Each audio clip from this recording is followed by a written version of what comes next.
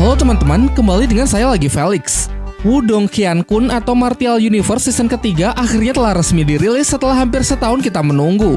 Mungkin sebagian dari kalian sudah lupa ya bagaimana plot cerita dari Donghua yang satu ini. Maka dari itu agar kalian tidak kebingungan ketika menyaksikan pembahasannya kali ini, alangkah lebih baik kalau kalian maraton terlebih dahulu season 1 dan season keduanya yang sudah pernah diupload di channel ini. Secara garis besar, Donghua ini mengisahkan tentang seorang anak dari klan Lin yang bernama Lindong. Klan Lin dibagi menjadi dua, yaitu klan utama dan klan cabang.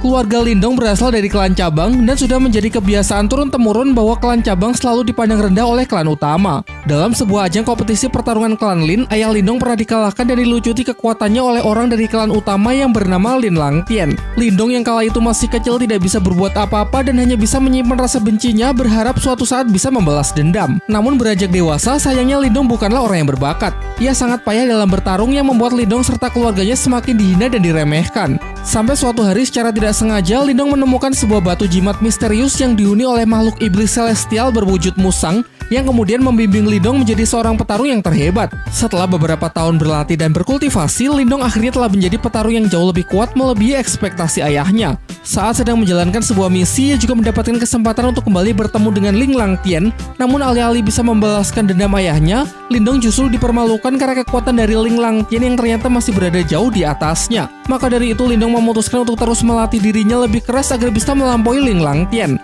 Beruntung di sebuah perlombaan menaiki menara, Lindong tiba di puncak dan berhasil memasuki dimensi rahasia.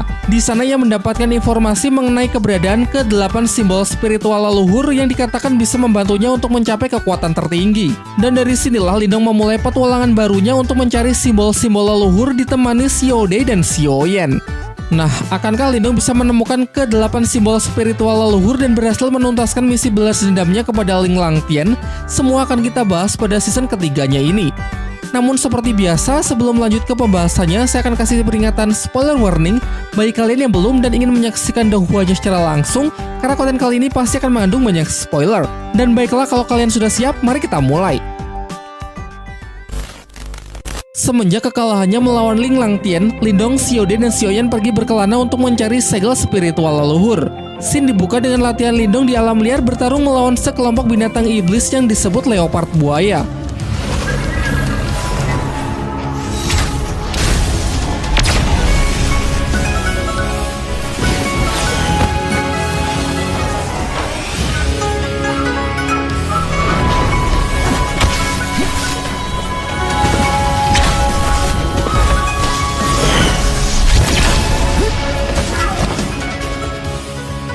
Di sini kita diperlihatkan Lindong dengan kemampuan barunya, yaitu perisai tubuh halilintar yang sanggup menahan gigitan dari binatang buas tersebut sekaligus berguna untuk melancarkan serangan pukulan guntur.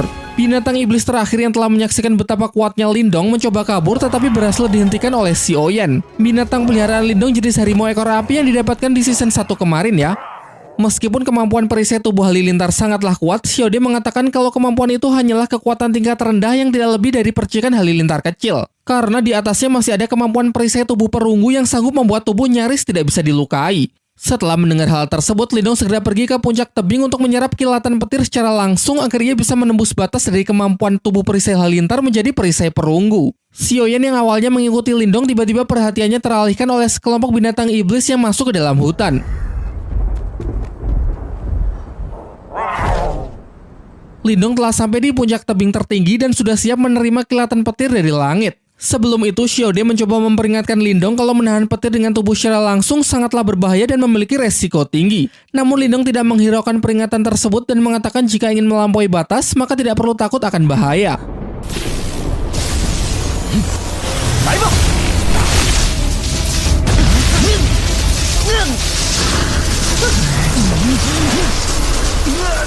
Diperlihatkan kalau proses penyerapan kekuatan petir alam sangatlah membebani tubuh Lindong. Saat sudah kewalahan, dengan cerdik ia menggunakan jimat roh yang dulu ia dapat dari puncak menara Run untuk menyerap kekuatan petir sampai akhirnya proses tersebut telah berhasil ia selesaikan. Lindong pun sempat pingsan sesaat karena kelelahan. Namun sayangnya bahkan setelah menyerap kekuatan guntur, Lindong masih belum sanggup mencapai tubuh halilintar perunggu. Xiaodai menjelaskan kalau memang sudah sewajarnya kemampuan ini tidak bisa dikuasai hanya dalam waktu 1 malam. Lindong kemudian mengatakan tujuan selanjutnya adalah kota Daohang, dan sebelum tiba di sana ia harus bisa menguasai kemampuan tersebut, karena hanya dengan memiliki tubuh yang sangat kuat, maka ia bisa menerima kekuatan dari simbol spiritual leluhur dan maju ke tahap berikutnya, yaitu ranah penciptaan bentuk.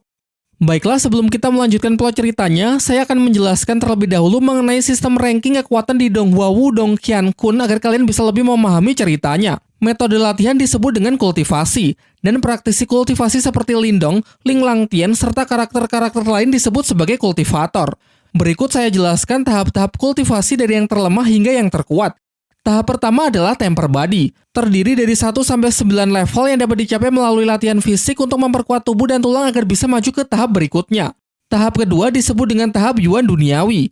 Di tahap ini seorang kultivator harus menyerap energi spiritual yang disebut dengan energi Yin. Di tahap ketiga disebut Yuan Surgawi, di tahap ini praktisi harus menyerap energi Yang. Barulah setelah energi Yin dan Yang bersatu di dalam tubuh, maka akan tercipta energi Yuan yang berguna untuk bisa lanjut ke tahap keempat, yaitu tahap Yuan Dan.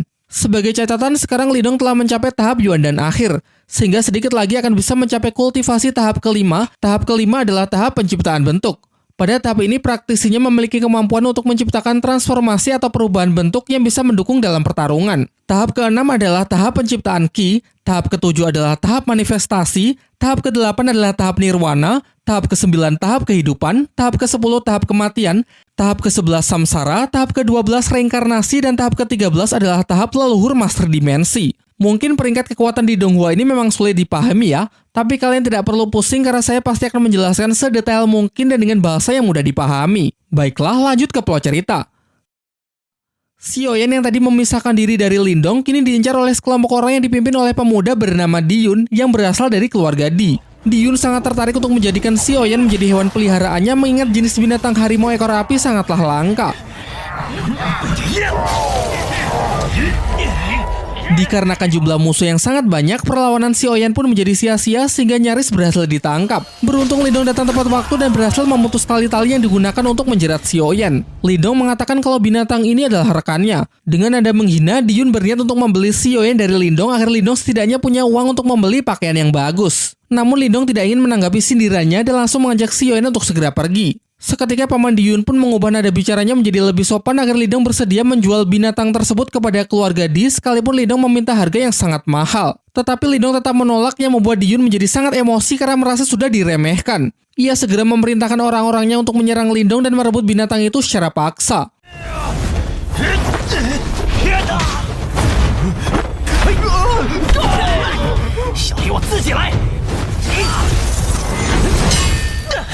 Sayangnya mereka benar-benar kalah telak dari Lindong. Diyun dapat dikalahkan hanya dalam sekali serang. Lindong lalu mengambil tombak milik Diyun sebagai kompensasi permintaan maaf karena mereka sudah berani menyerangnya. Sebelum Lindong pergi, seseorang tiba-tiba datang dan langsung menyerangnya. Ia merupakan ayah dari Diyun yang sekaligus pemimpin dari keluarga Di yang bernama Di Teng. Diyun terus mencoba memprovokasi ayahnya agar menghajar Lindong karena sudah berani meremehkan dan merendahkan martabat dari keluarganya. Namun Di Teng yang dapat merasakan kekuatan Lindong ini cukup tangguh, memilih untuk menghindari pertarungan dengan meminta baik-baik agar tombak milik putranya tersebut dikembalikan. Ia bahkan menuruti permintaan Lindong yang ingin menukarnya dengan 20.000 pil yuan murni. Diyun yang masih tidak terima kemudian dijelaskan bahwa Lindong bukanlah petarung kaleng-kaleng sehingga akan memakan waktu lama untuk mengalahkannya. Akan lebih baik jika melanjutkan misi yang jauh lebih penting, yaitu berburu sumber halilintar dari seekor monster kristal naga yang tinggal di hutan ini. Setelah berhasil mendapatkan sumber halilintar yang bisa dimanfaatkan untuk mencapai tahap ketujuh, yaitu tahap manifestasi, barulah menghajar Lindong bukan lagi jadi persoalan. Dari balik pohon secara diam-diam, Lindong ternyata menguping pembicaraan mereka. Xiaodai menjelaskan mengenai sumber halilintar dari binatang ini yang bisa Lindong gunakan untuk melatih kemampuan tubuh halilintar perunggu. Namun masalahnya binatang ini tidaklah mudah untuk ditaklukkan. Untuk itu, Lindong berencana untuk memanfaatkan orang-orang tadi dan mengambil kesempatan yang bagus untuk mengambil sumber halilintarnya dengan aman.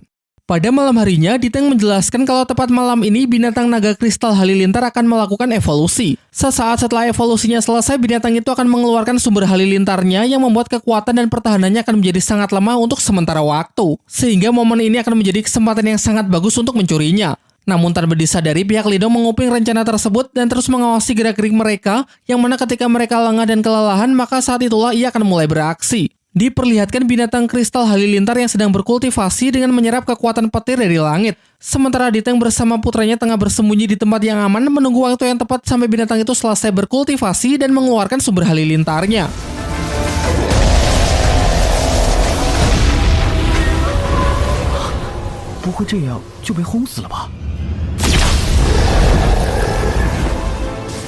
Ketika sumber halilintar akhirnya dikeluarkan, mereka pun bergegas untuk mulai menyerang binatang tersebut.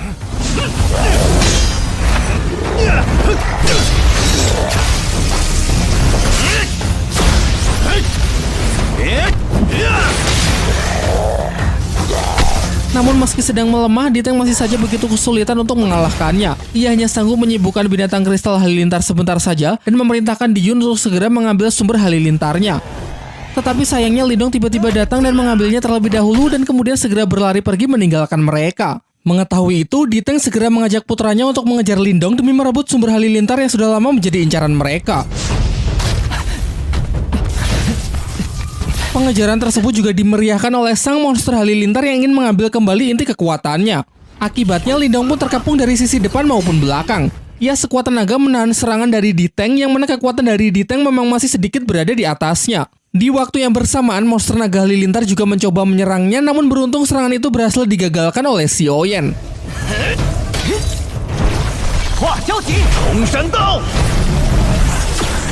Setelah beradu kekuatan dan menciptakan sebuah ledakan, Lindong akhirnya kembali berhasil melarikan diri tanpa meninggalkan jejak.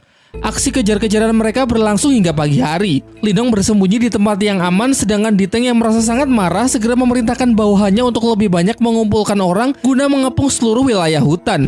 Xiaodai kembali muncul untuk mengucapkan selamat kepada Lindong karena sudah mendapatkan sumber halilintar yang bisa berguna untuk menyempurnakan teknik tubuh halilintar perunggu. Sehingga setelah itu pasti Diteng pun bisa dikalahkan dengan mudah. Tapi sebelum itu Lindong mengkhawatirkan nasib Xiaoyan yang tadi sempat baku hantam dengan si monster naga halilintar. Mereka lalu bergegas untuk mengikuti bau terbakar yang mungkin berasal dari tempat pertarungan Xiaoyan. Aroma itu membawa mereka sampai ke sebuah air terjun dan disitulah Lindong menemukan Xiaoyan dengan luka bakar dan sengatan listrik di sekujur tubuhnya. Sedangkan naga halilintar yang menjadi lawannya telah berhasil Xiaoyan kalahkan. Tak lama setelah itu Xiaodai dapat merasakan kalau rombongan Diteng yang mengejar mereka sudah semakin dekat. Namun karena kondisi Xiaoyan yang masih terluka sehingga tidak bisa berlari jauh, Lindong pun menggunakan kemampuan mentalnya untuk mencari tempat persembunyian terlebih dahulu di balik air terjun.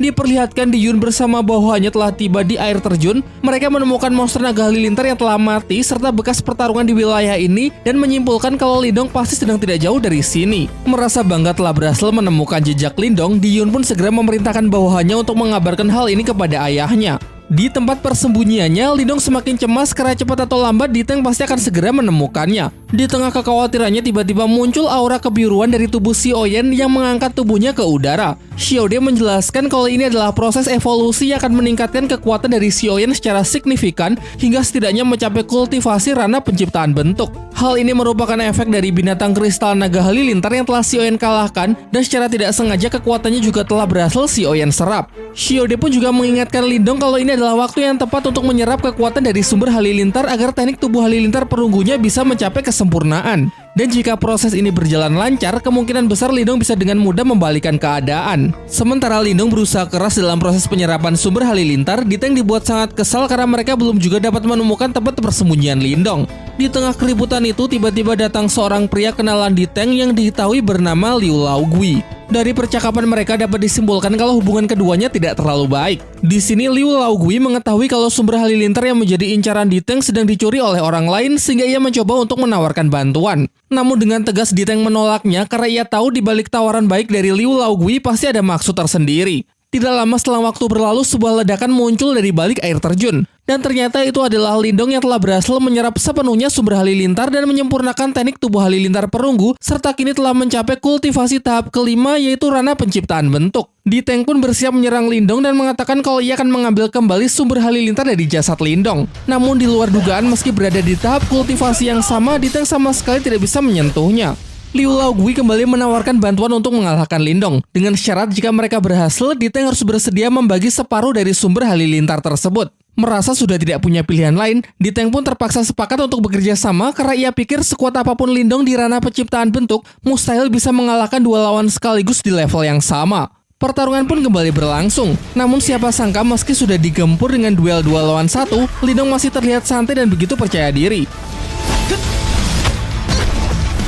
Ini memanglah keistimewaan dari Lindong. Ia dapat bertarung secara seimbang melawan mereka yang memiliki rank lebih tinggi dan sanggup mengalahkan mereka yang memiliki rank sama atau lebih rendah.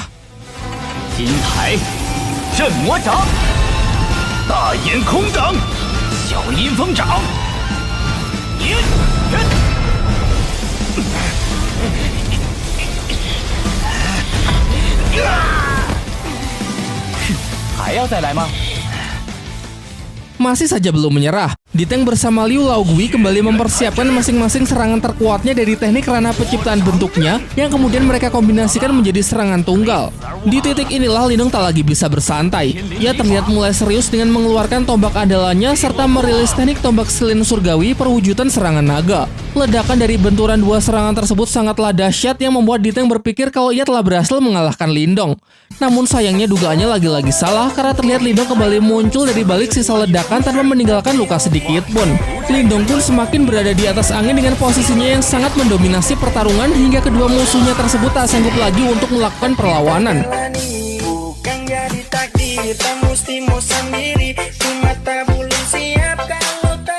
Terlebih lagi dengan datangnya Xi Oyan yang telah berevolusi setelah menyerap kekuatan dari monster naga kristal halilintar membuat Diteng akhirnya terpaksa mengaku kalah dan meminta pengampunan kepada Lindong. Bahkan ia dan rekannya juga bersedia memberi kompensasi berupa 100.000 pil yuan murni agar Lindong mau melepaskan mereka.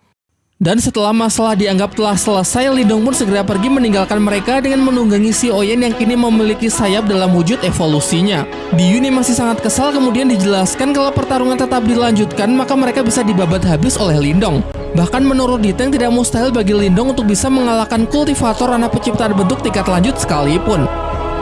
Sin memperlihatkan Lindong yang tengah melanjutkan perjalanannya menuju kota Dauhang. Namun mereka justru tiba di hutan berkabut yang sangat misterius dan terhitung sudah 2 hari berkeliling mereka sama sekali tidak menemukan jalan keluar. Xiaodai mengatakan kalau kabut tebal ini tidak hanya memperpendek jarak pandang tetapi juga memiliki semacam kekuatan yang bisa membatasi kemampuan pendeteksinya. Diperlihatkan juga kalau Xi Oyan sekarang mempunyai kemampuan untuk bertransformasi menjadi wujud yang lebih kecil agar dapat bermanja di pundak Lindong serta dapat menghemat banyak tenaganya.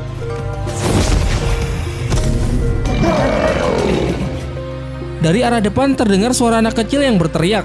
Ia adalah gadis kecil yang terpisah dari rombongannya dan sekarang ia bernasib sial karena bertemu dengan binatang liar yang kelaparan. Beruntung sebelum binatang tersebut menerkamnya, Lindong datang tepat waktu dan berhasil menyelamatkan si gadis kecil. Tidak lama setelah pembicaraan singkat, mereka berdua terkepung oleh sekelompok orang bersenjata.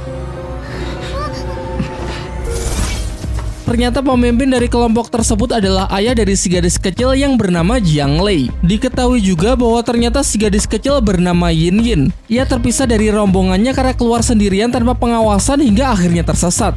Jiang Lei kemudian menyampaikan rasa terima kasihnya kepada Lindong karena telah menyelamatkan putri bungsunya dari serangan binatang liar.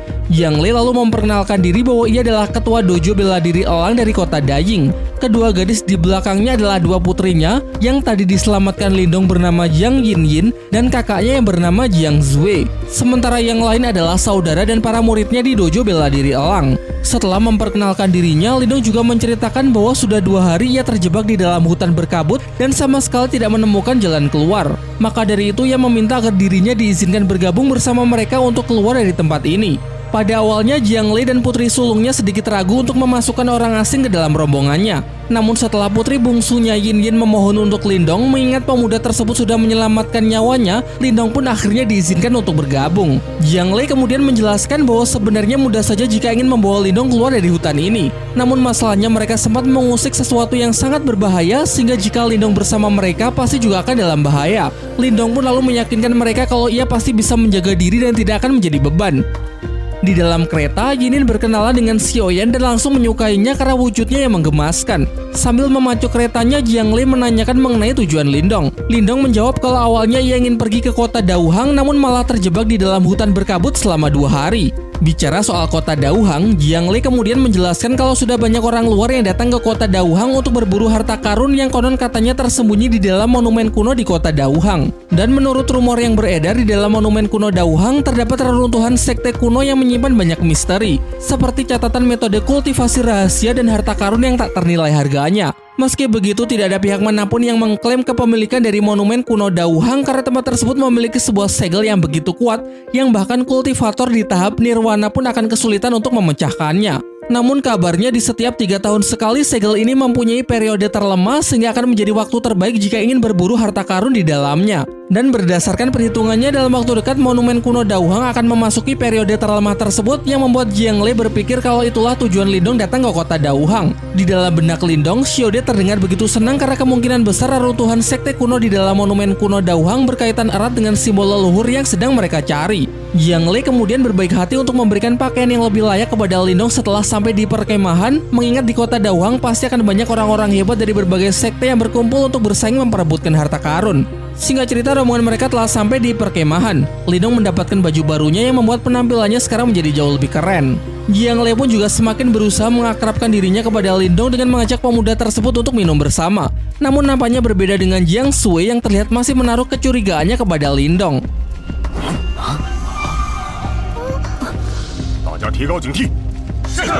Tidak lama waktu berselang, mereka dikejutkan dengan seruan binatang buas yang sepertinya tidak jauh dari perkemahan sehingga semuanya pun langsung bersiap untuk pertempuran dengan senjatanya masing-masing. Inilah yang tadi siang sempat disinggung oleh Jiang Lei mengenai kelompoknya yang secara tidak sengaja mengusik sesuatu yang sangat berbahaya di hutan ini. Dijelaskan juga kalau sebenarnya tujuan Jiang Lei datang ke hutan ini adalah untuk mencari tanaman obat mujarab. Namun tanpa disengaja mereka justru membunuh anak dari makhluk buas yang bernama Raja Buaya Panther, sang penguasa hutan kabut. Makhluk tersebut pun murka sehingga terus mengejar mereka, termasuk binatang buas yang tadi siang sempat menyerang Yin adalah salah satu iblis yang ia kirim. Diperlihatkan puluhan monster buaya sudah mengepung setiap sudut perkemahan. Di hadapan mereka, sang penguasa hutan Raja Buaya Panther juga sudah siap untuk menerkam. Yin yang sangat bersemangat ingin ikut bertarung tentu saja dilarang oleh ayahnya dan justru meminta Lindong agar melindungi putri bungsunya tersebut.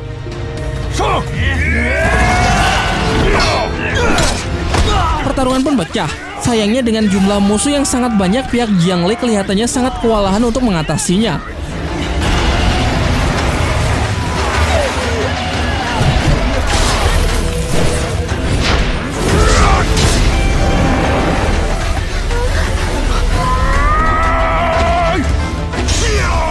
Jiang Lei berhadapan langsung melawan bos dari Raja Buaya Panther.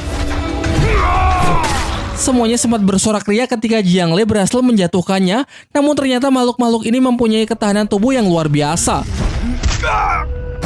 Hanya dalam sekejap keadaan kembali berbalik membuat ia bersama putrinya berada dalam bahaya. Untung saja Lindong bergegas masuk ke dalam pertempuran dan langsung sanggup mendominasi. Yang Sui menjelaskan kalau monster-monster ini telah mencapai ranah penciptaan bentuk sehingga tidak heran begitu sulit mereka atasi. Namun tentu saja ini bukan masalah bagi Lindong. Ia segera menyuruh Jiang Sui untuk menjauh dan membawa ayahnya yang terluka ke tempat yang aman.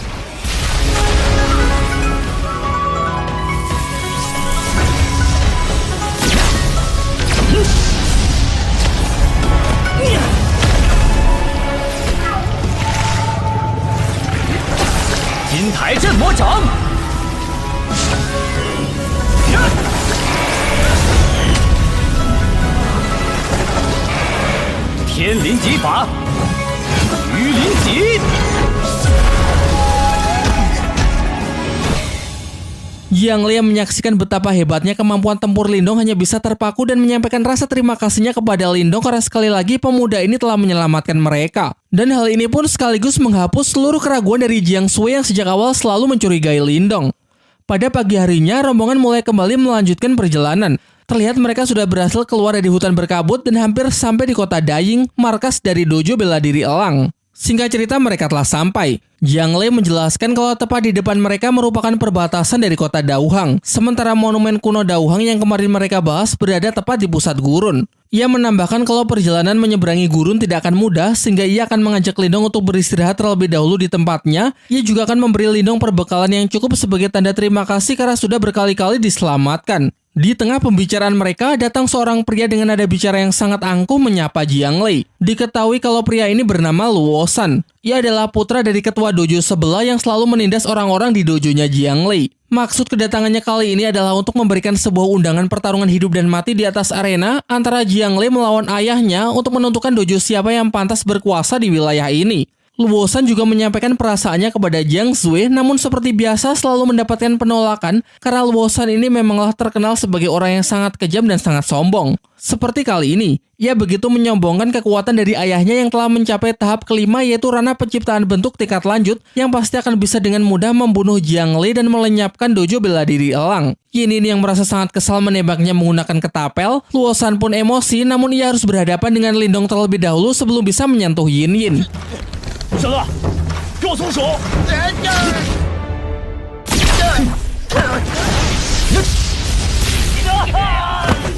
Hanya dengan menggunakan sedikit tenaga, Lindong mampu mematahkan lengan Luo Shan dan membantingnya ke tanah.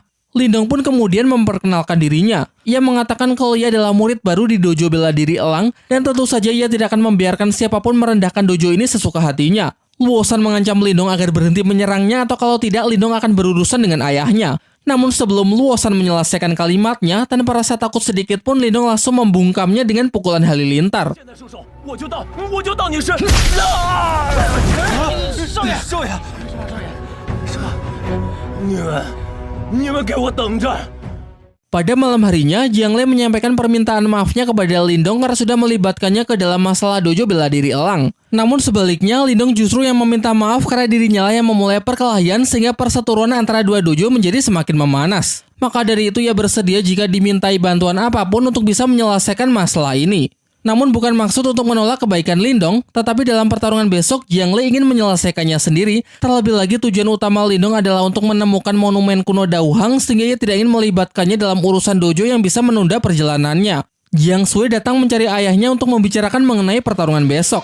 Ia memohon agar ayahnya tidak perlu naik ke arena mengingat resikonya yang terlalu tinggi.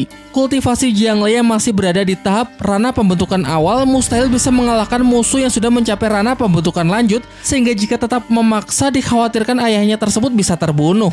Namun Jiang Lei mengabaikan saran dari putrinya karena pertarungan ini menyangkut reputasi dari dojo bela diri elang yang tidak bisa ia abaikan begitu saja. Namun jika benar besok ia harus mati, maka skenario terburuk dojo ini akan dibubarkan dan Jiang Zui harus membawa pergi Yinin pindah ke tempat yang sangat jauh, hidup dengan identitas baru dan jangan pernah kembali ke tempat ini. Terlihat di sisi lain, diam-diam Lindong mendengar percakapan mereka dan teringat pertarungannya dulu melawan Wang Yan yang juga telah mencapai ranah pembentukan lanjut. Waktu luang Lindong manfaatkan untuk berkultivasi. Tak lama selang waktu berlalu, ia didatangi oleh Jiang Zui dengan wajah yang begitu cemas. Setelah gagal meyakinkan ayahnya, kini hanya Lindonglah satu-satunya harapan yang bisa menolong keluarganya. Ia lalu meminta Lindong agar besok maju ke arena menggantikan ayahnya untuk melawan ketua dojo elang darah mengingat kekuatan Lindong yang sangat luar biasa. Jiang Zui bahkan rela melakukan apapun asalkan kali ini Lindong bersedia untuk membantunya. Lindong pun tak kuasa melihat tubuh mulus di hadapannya. Lindong pun tak kuasa melihat ketulusan dari Jiang Zui yang benar-benar memohon untuk keluarga serta dojo bela diri milik ayahnya. Maka dari itu ia bersedia untuk membantu semaksimal mungkin, hitung-hitung juga untuk membalas kebaikan mereka yang kemarin telah membawanya keluar dari hutan berkabut, serta menyambutnya dengan hangat selayaknya saudara dekat.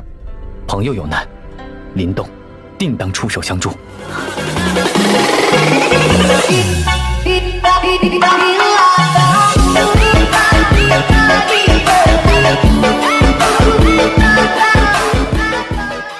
Sementara itu di pihak lain, Luo Shan yang tadi siang tangannya sudah Lindong patahkan merengek kepada ayahnya agar segera membantunya untuk membalas dendam. Diketahui kalau ayahnya Luo Shan bernama Luo Ji, seorang kultivator yang telah mencapai tahap ke-6 yaitu ranah penciptaan bentuk tingkat lanjut. Ia pun mencoba menenangkan putranya tersebut dengan berjanji kalau besok dalam pertarungan hidup dan mati ia pasti akan membantunya untuk mematahkan kaki dan tangan Lindong serta melenyapkan dojo bela diri elang tanpa meninggalkan sisa sedikit pun. Keesokan harinya, kedua belah pihak telah berkumpul di sekeliling arena untuk menyaksikan pertarungan hidup dan mati antar ketua dojo. Luo Shan menunjuk Lindong untuk memberitahu kepada ayahnya kalau pemuda itulah yang kemarin sudah berani mematahkan lengannya. Luo Ji menatap tajam ke arah Lindong dan mengatakan kalau bocah lemah seperti itu pasti akan mudah ia sikat nanti setelah ia berhasil membunuh ketua dojo Jiang Lei. Dengan penuh percaya diri, Luo Ji melompat ke dalam arena, mempertontonkan auranya yang sangat mengerikan dan berteriak lantang menantang Jiang Lei agar segera maju untuk melawannya. Terdengar suara sorakan meriah dari para anak buahnya. Sebaliknya di pihak Jiang Lei, para murid dojo bela diri elang terlihat begitu cemas menyaksikan kekuatan musuh yang sudah mencapai ranah penciptaan bentuk tingkat lanjut karena sudah jelas secara level kekuatan ketua mereka masih belum mampu untuk melawannya. Namun meski sadar bahwa peluangnya memang sangat amat kecil, Jiang Lei tetap berniat untuk maju menerima tantangan tersebut agar tidak mengecewakan para murid serta kedua putrinya. Lindong pun sangat respect dengan sifat pemberani dari Jiang Lei. Akan tetapi jika tetap memaksa bertarung padahal sudah jelas hasil akhirnya, maka sama saja dengan bunuh diri. Lindong juga mengingatkan kalau Jiang Lei masih memiliki dua putri yang sangat membutuhkan perlindungannya, dan jika hari ini Jiang Lei sampai tewas, maka nasib mereka berdua pasti akan menjadi sangat menderita. Maka dari itulah Lindong bersedia menawarkan diri untuk menggantikannya maju dalam pertarungan hidup dan mati. Sementara itu di atas arena, Luoji terus melakukan provokasi agar Jiang Lei segera maju untuk melawannya. Menanggapi hal itu, Lindonglah yang akhirnya benar-benar maju untuk menggantikan Jiang Lei. Lindong kemudian memperkenalkan diri bahwa ia adalah murid baru dari dojo bela diri elang, dan untuk tetap menjaga kehormatan dari Jiang Lei agar tidak dianggap pengecut, Lindong mengatakan kalau untuk menghadapi Luoji tidak perlu sampai repot-repot menurunkan ketua dojo bela diri elang karena dirinya saja sudah lebih dari cukup. Luoji yang merasa diremehkan pun akhirnya terpancing sehingga bersedia untuk menerima tantangan dari Lindong. Terlebih lagi kesempatan ini juga bisa ia manfaatkan untuk membalaskan dendam putranya kemarin. Dan barulah setelah itu ia akan membunuh Jiang Lei serta menghancurkan dojo bela diri elang hingga menjadi debu.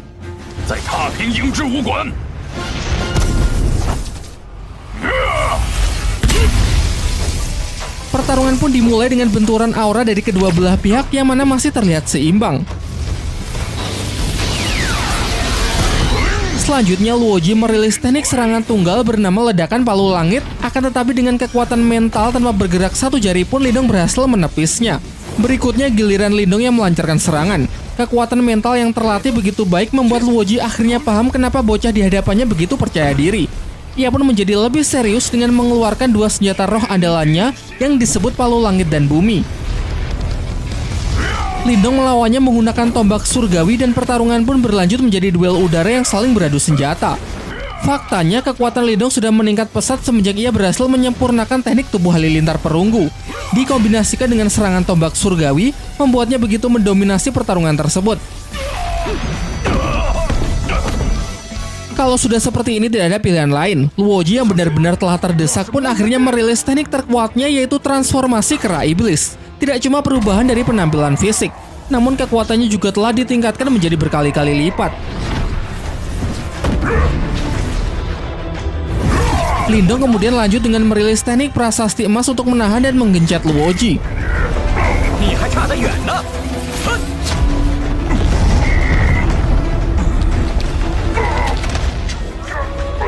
Luoji yang tidak sanggup bertahan akhirnya roboh tertindih oleh serangan tersebut, membuat pihak Jiang Lei bersorak ria atas kemenangan dari Lindong.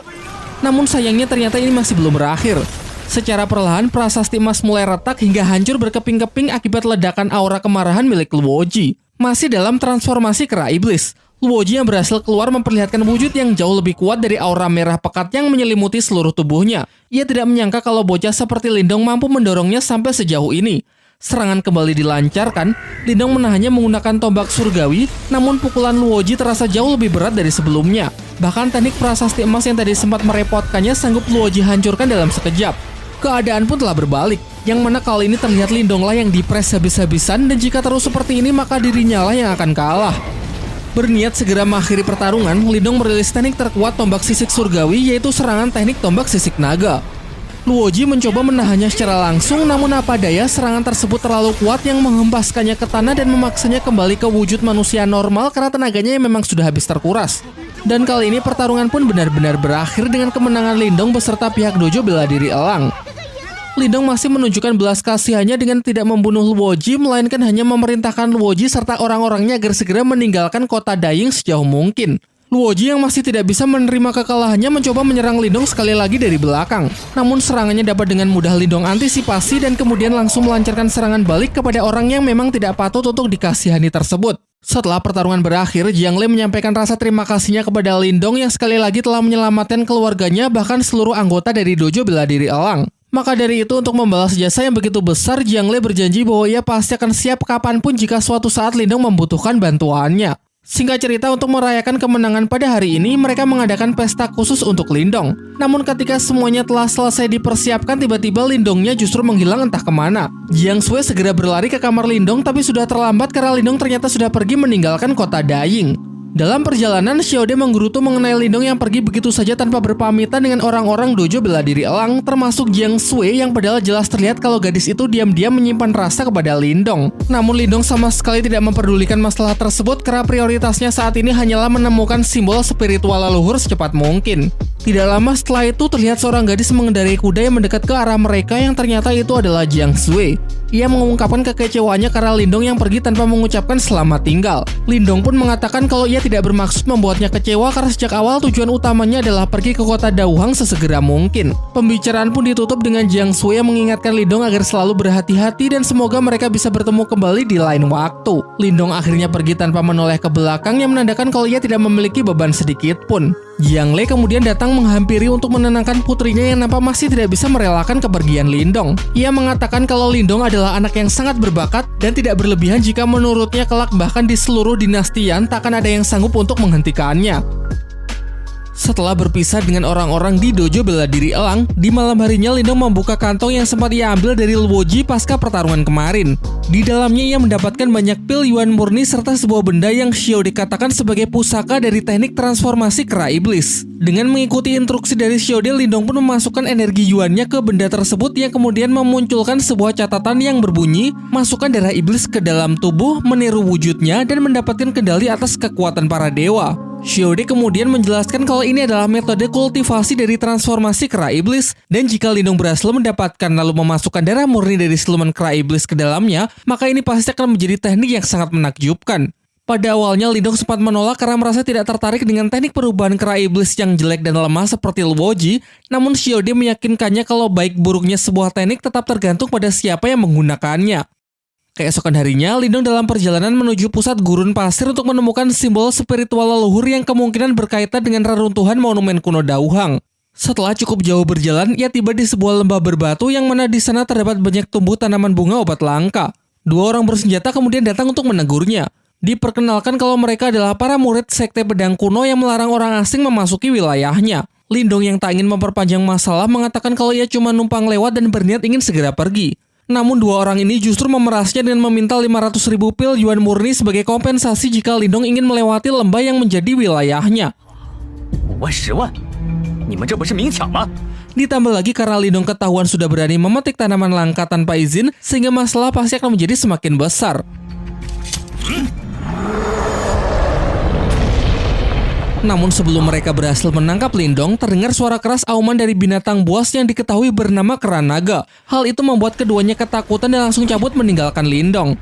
Kalau Xiaode tidak salah tebak, kera naga yang dimaksud adalah siluman kera naga kuno yang merupakan makhluk terkuat di kelasnya. Dan jika Lindong berhasil mengambil darah murni dari makhluk tersebut untuk berlatih teknik transformasi kera iblis, maka pasti kekuatannya akan jauh melampaui teknik transformasi kera iblis milik Luoji. Scene beralih ke dalam gua yang mana merupakan markas dari siluman kera naga kuno. Terlihat makhluk itu yang sedang menyeret seekor harimau iblis yang telah ia kalahkan untuk diekstrak kekuatannya ke dalam pil mujarab yang bernama pil binatang 1000 tahun. Sementara itu, Lindong sudah berada di depan pintu masuk gua tempat persembunyian kera naga kuno, namun masih merasa kurang yakin jika harus berhadapan melawan makhluk buas tersebut, dan setelah Xiaode meyakinkannya kalau misi ini pasti akan berhasil, mereka pun sepakat untuk masuk untuk mengecek situasi. Sesampainya di dalam terlihat kalau kera naga sedang beristirahat. Xiaode yang awalnya sangat percaya diri tiba-tiba menyarankan Lindong agar mundur terlebih dahulu karena ternyata makhluk ini jauh lebih kuat dari perkiraannya, yang mana telah mencapai kultivasi tahap ke-7 yaitu ranah manifestasi. Di tengah diskusi mereka tiba-tiba kera naga kuno terbangun dan samar-samar dapat merasakan kalau ada orang asing yang berada di wilayahnya. Lindong bersembunyi aman di balik batu dengan bantuan kekuatan dari Xiaode yang dapat menyembunyikan nafas serta hawa kehadirannya. Merasa dugaannya salah, sang kera naga pun kembali melanjutkan istirahat siangnya. Xiaode lalu menunjuk tanduk naga yang berada di kepala makhluk tersebut dan menjelaskan bahwa dari situlah Lindong harus mengambil darah murninya. Dengan mengikuti instruksi dari Xiaode, Lindong secara perlahan-lahan mendekat untuk memotong tanduk naga tersebut menggunakan senjata tombak surgawi miliknya. Namun sebelum ia siap merilis serangannya, dalam keadaan yang masih setengah tidur, makhluk raksasa itu tiba-tiba melepaskan kentut tepat ke arah Lindong, melunturkan perlindungan yang tadi Xiaode pasang di tubuh Lindong sehingga mulai bisa kembali merasakan kehadiran dari orang asing. Untung saja Lindong masih aman dengan bersembunyi di bawah batu. Xiaode mempunyai ide untuk melemparkan benda ke sisi seberang sehingga dapat mengalihkan perhatian dari si kera naga kuno. Setelah makhluk itu pergi, Lindong berniat segera keluar dari tempat ini untuk mencari ide lain karena rencana barusan terlalu beresiko. Namun sebelum pergi, Xiaode mencium aroma yang terasa begitu kuat dan memutuskan untuk mengikutinya. Aroma ini ternyata berasal dari 2 buah 1000 binatang milik siluman kera naga kuno. Xiaode kemudian menjelaskan kalau hanya makhluk khusus dengan ingatan warisan kuno yang mengetahui metode pemurnian dari buah 1000 binatang. Selain itu, dalam proses pembuatannya terbilang sangat kejam karena perlu mengorbankan darah dari para monster lain yang tidak terhitung jumlahnya. Menurut Xiaode, setelah buah 1000 binatang berhasil dibuat, maka kera naga kuno dapat menggunakan kekuatannya untuk berevolusi dan mencapai kultivasi yang jauh lebih tinggi, setidaknya hingga tahap ke-8 yaitu ranah nirwana. Xiaode menambahkan jika Lindong berhasil menyempurnakan buah 1000 binatang ini, pasti kekuatannya juga akan jauh meningkat pesat. Tanpa pikir panjang, Lindong langsung bersiap untuk mengambilnya. Namun Xiaode memperingatkan kalau kera naga kuno adalah makhluk cerdas yang mana kemungkinan 2 benda ini sudah ditanami oleh semacam simbol sehingga setelah diambil pasti akan langsung ketahuan, bahkan posisi dari si pencuri pun juga akan dengan mudah bisa dilacak. Tetapi tidak perlu khawatir karena simbol tingkat rendah seperti ini bisa dengan mudah Xiaode tutupi sehingga Lindong bisa mengambilnya tanpa disadari oleh sang siluman kera naga kuno. Setelah mengambil benda-benda tersebut, mereka pun akhirnya berhasil keluar dari gua. Dan meski gagal mendapatkan darah kera naga kuno, tetapi bisa mendapatkan 2 buah 1000 binatang juga sudah sangat bagus. Di perjalanan, ia lagi-lagi bertemu dengan 2 murid sekte pedang kuno yang tadi, namun kali ini mereka membawa salah satu tetua sekte yang bernama Guyan. Xiaode pun memperingatkan Lindong agar lebih berhati-hati karena lawannya kali ini adalah kultivator yang sudah mencapai tahap ke-7 yaitu ranah penciptaan Qi. Berniat menghindari pertempuran, Lindong mengembalikan bunga langka yang tadi sempat ia petik dengan harapan masalah bisa dianggap selesai. Sayangnya tidak semudah itu, Guyan meminta semua harta yang dibawa oleh Lindong sebagai bentuk kompensasi karena sudah seenaknya berkeliaran di wilayahnya tanpa izin.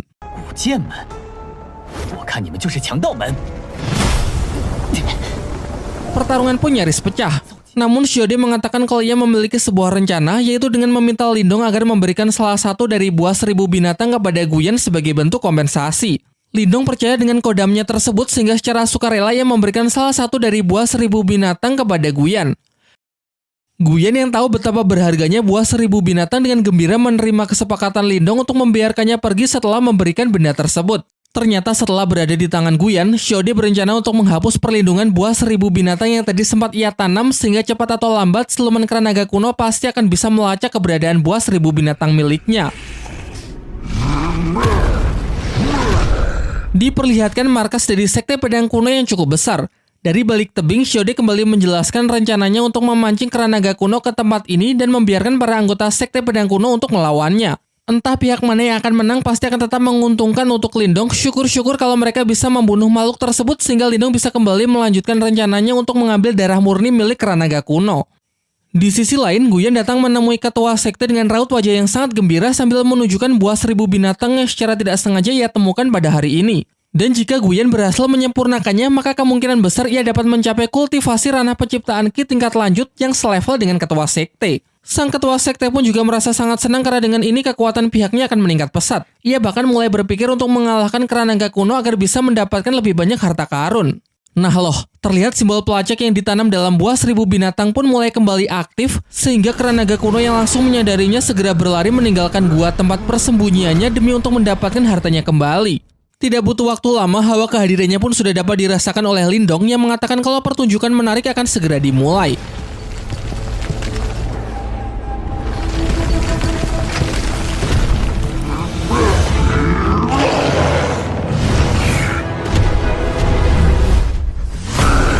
Terdengar suara teriakan histeris para penjaga gerbang yang melihat makhluk buas tersebut yang membuat ketua sekte benar-benar terkejut.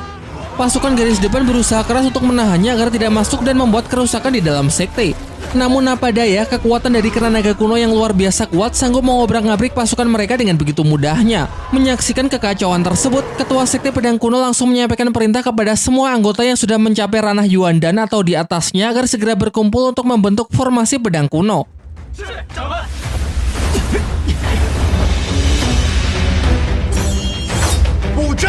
Tanpa rasa takut sedikit pun, kera naga kuno langsung menerobos masuk, menghancurkan sekte bagian depan dan kemudian naik ke puncak tertinggi berniat untuk menghancurkan formasi pedang kuno tersebut. Namun kekuatan dari sekte ini juga tidak bisa dipandang remeh.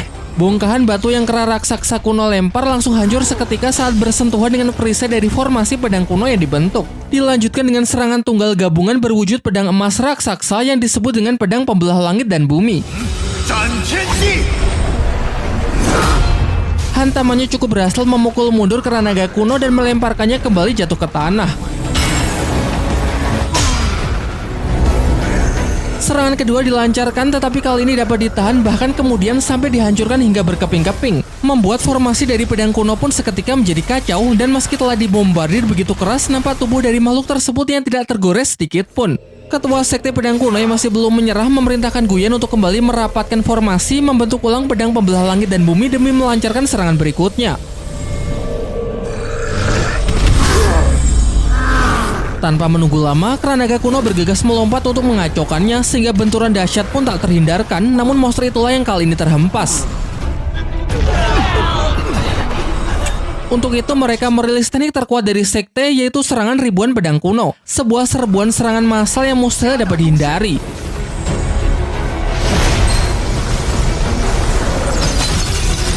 Terlihat salah satu tebasannya yang berhasil memotong satu tanduk milik kera naga kuno. Sayangnya ini masih jauh dari kata kemenangan, bahkan makhluk tersebut justru dibuat semakin murka hingga mengeluarkan seluruh kekuatan maksimalnya. Menanggapi hal itu, ketua sekte pedang kuno langsung memberikan perintah mengubah formasi menjadi full defense, namun sudah terlambat karena hantaman musuh yang dengan sangat cepat mampu meluluhlantahkan mereka. Nampaknya setelah bentrokan barusan pertarungan mereka berakhir seimbang.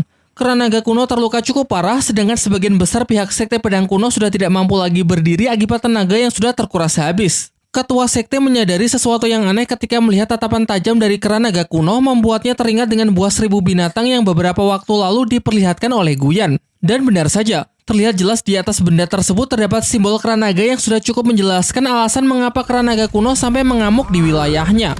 Sebelum lebih banyak korban yang berjatuhan, ketua sekte langsung mengambil benda itu dari Guyan dan segera mengembalikannya kepada kera naga kuno, sehingga monster tersebut langsung pergi meninggalkan mereka. Setelah situasi aman, ketua sekte memarahi Guyan karena perbuatannya telah membahayakan semua orang, bahkan nyaris memusnahkan sekte pedang kuno. Di sisi lain, Lindong mengikuti kera naga kuno hingga ke markasnya untuk menuntaskan misi mengambil darah murni, mengingat monster tersebut sedang melemah akibat pertarungan sebelumnya. Shiode kemudian menjelaskan rencananya. Dengan memanfaatkan kewaspadaan kera naga kuno yang sudah mengendur, ia akan menghipnotisnya agar Lindong bisa mengekstrak darah murni dengan aman tanpa ketahuan. Setelah mendapatkan darah murni yang cukup, Shiode segera mengajaknya pergi karena sang kera naga kuno telah tersadar. Aksi kejar-kejaran pun kembali berlangsung. Lindong yang sadar bahwa kekuatannya masih belum cukup untuk mengalahkannya berusaha kabur dengan menaiki Sioyen. Juga memanfaatkan bebatuan di sepanjang lembah, akhirnya ia bisa lolos dari kejaran monster kera naga kuno dengan bersembunyi di bawah celah bebatuan sempit yang tidak dapat dijangkau oleh makhluk besar tersebut. Barulah setelah situasi dirasa telah aman, Lindong pun segera memulai proses pemurnian darah kera naga kuno yang tadi ia dapat untuk menciptakan teknik transformasi kera naga iblis. Namun sebelum itu, Shiode memperingatkannya kalau darah dari kera naga kuno ini sangatlah agresif dan jauh lebih kuat jika dibandingkan dengan darah kera besar yang digunakan oleh Luoji. Sehingga kalau proses ini sampai gagal, maka kemungkinan Lindong akan kehilangan akal seperti monster liar. Lindong yang paham kalau pasti ada resiko untuk mendapatkan kekuatan yang lebih besar, segera memulai proses pemurnian dan berjanji bahwa ia pasti akan sangat berhati-hati. Lindong, 快发动大日雷体! Apa yang menjadi kekhawatiran Shiode ternyata benar-benar terjadi. Di tengah proses yang sedang berlangsung, tiba-tiba Lindong kehilangan kesadaran dan mengamuk dengan naluri membunuh yang sangat kuat layaknya binatang liar.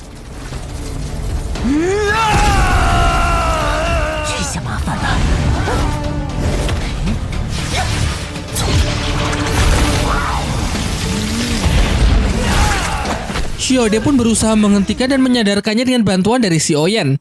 Untung saja secara perlahan-lahan Lindong mulai bisa kembali mendapatkan kesadarannya untuk melanjutkan proses pemurnian darah kera naga kuno tersebut. Proses itu setidaknya membutuhkan waktu hampir seharian penuh sampai ia berhasil mendapatkan teknik transformasi kera naga iblis. Tidak cuma wujud transformasi yang berbeda dengan milik Luoji, namun kekuatan yang didapat Lindong juga jauh berada di atasnya. Demi membuktikan hal itu, ia bergegas naik untuk mencoba seberapa hebat teknik barunya ini, dan ia pun sangat puas karena ternyata memang jauh lebih kuat sesuai dengan apa yang dijelaskan oleh Shiode. Sementara itu, di sisi lain, Guyan yang sebelumnya telah dijebak oleh Lindong merasa sangat marah sehingga memerintahkan bawahannya untuk mencari keberadaan bocah tersebut agar bisa segera membalas dendam. Namun ia dibuat tambah kesal karena setelah seharian mencari tak ada satupun dari mereka yang berhasil menemukannya. Di saat yang bersamaan, tiba-tiba ia merasakan sebuah pergerakan dari arah utara sehingga ia bergegas pergi untuk memeriksanya. Pucuk dicinta ulang pun tiba. Gejolak kekuatan itu ternyata memang berasal dari Lindong yang kegirangan setelah mendapatkan kekuatan baru yaitu transformasi kera naga iblis. Guyan pun nampak senang karena akhirnya dia bisa segera membalaskan dendamnya. Begitu juga dengan Lindong karena kedatangan Guyan bertepatan dengan dirinya yang memang ingin sedang mengetes seberapa kuat teknik barunya tersebut jika digunakan dalam pertarungan. Pertempuran pun tidak terelakkan. Guyan segera maju untuk menyerang Lindong dengan brutal menggunakan teknik sekte pedang kuno.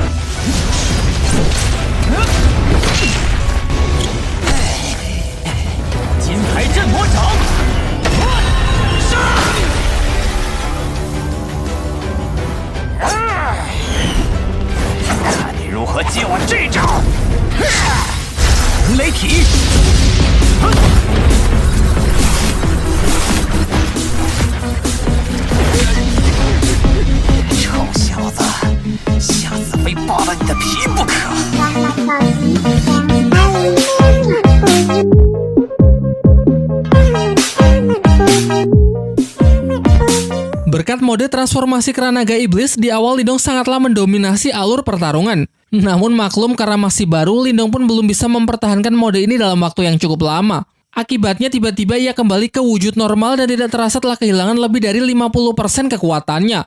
Hal ini memberikan angin segar kepada Guyan, sehingga ia pun bersiap untuk merilis teknik terkuatnya yaitu pedang kuno pembelah langit. Untuk mengantisipasinya, Lindong mengeluarkan tombak sisik surgawi, namun sempat dibuat heran karena senjatanya tersebut mengalami perubahan fisik yang mungkin akibat pengaruh dari darah kera naga kuno.